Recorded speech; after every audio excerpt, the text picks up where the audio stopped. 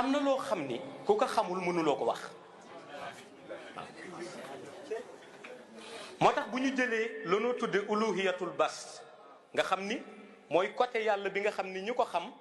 ñoom la ñuy seppi tuddee leen damirul kaw ni muy uluhiyatul bast. uluhiyatul bast mooy yàlla ci toogaayu originalité am tey bu nit doon laaj ni waaw kan mooy yàlla réellement ñu ni ko yàlla ci nii la nekk muy yàlla ca kaas ba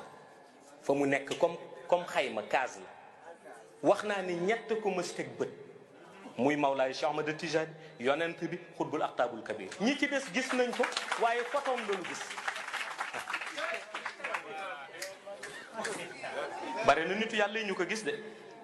waaw waxuma gisu maarifa de comme ni kii moom la déedéet ndax. moo tax Cheikh Tijaan yi tojaatal ma alfilatul ahkam ni ma pourtant alfilatul ahkam ñeenti kër rek a fa nekk.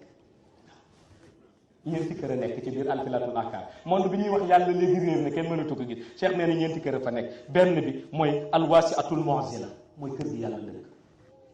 mooy benn bi yàlla bu duggee alfilatul ahkam ci benn kër la fay dëkk bu ñuy tuddee alwasiatul mu'zila yonent bi dugg fekk ka dëkk ci benn kër bu ñuy tuddee alhizbul axlaas Mawlaay Cheikh Ahmad Tijaani dugg dëkk ci benn kër bu ñuy tuddee alxayil manduur xutbul aqtaabul kabir dugg dëkk ci benn kër bu ñuy wax albastul qulub monde ba ñu tëj ko caabi lu tëj